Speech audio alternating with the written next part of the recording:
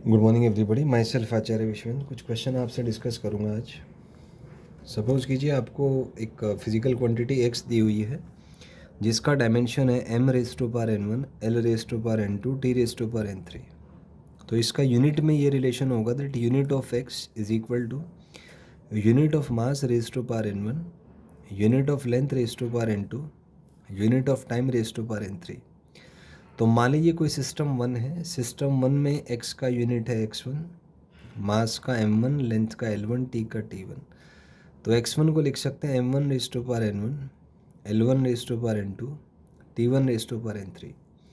जबकि अगर कोई सिस्टम 2 है जिसमें x का यूनिट है x2, मास का m2, लेंथ का l2, टाइम का t2। तो x2 को लिखा जा सकता है m2 raise to power n1, L2 raise to power n2 and T2 raise to power n3। तो x1 बाई x2 का जो रेशो आएगा वो आएगा m1 by m2 raise to power n1, L1 by L2 raise to power n2, T1 by T2 raise to power n3। तो अगर दो different units हैं तो उसको कंपेयर अगर करना है तो इस इक्वेशन से आप कंपेयर कर सकते हैं। Next is what is the dimensional formula of force. तो फोर्स का डायमेंशनल फार्मूला होता है m1 L1 T minus two, mass into acceleration से देख सकते हैं। Next is what is the SI unit of force. तो SI यूनिट जो है फोर्स का वो न्यूटन होता है।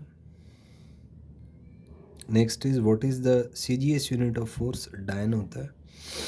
और एक और है इसमें कि 1 न्यूटन जो है दिस इज इक्वल टू 10⁵ डायन।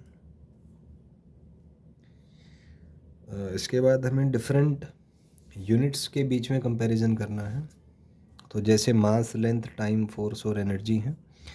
तो SI सिस्टम में मास का यूनिट होता है kg, लेंथ का मीटर, टाइम का सेकंड, फोर्स का न्यूटन, एनर्जी का जूल। CGS सिस्टम में मास का यूनिट ग्राम, लेंथ का सेंटीमीटर, टाइम सेकंड, फोर्स का डायन, एनर्जी का अर्ग।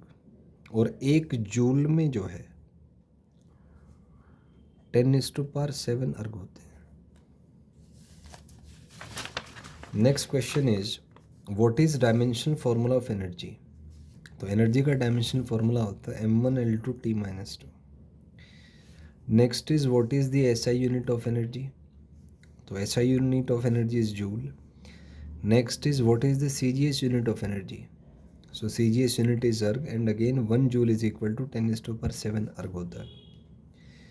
सो अगर जूल और अर्ग का रेशो निकालना है तो हम mL2 T माइनस 2 डायमेंशन से निकाल लेंगे। तो x1 by x2 is m1 by m2 raise to power 1, L1 by L2 raise to power 2, T1 by T2 raise to power minus 2। तो इसको सॉल्व करेंगे। यहाँ से ये सॉल्व होने के बाद 10⁷ आ जाएगा and we can say that 1 joule is equal to 10⁷ अर्ग।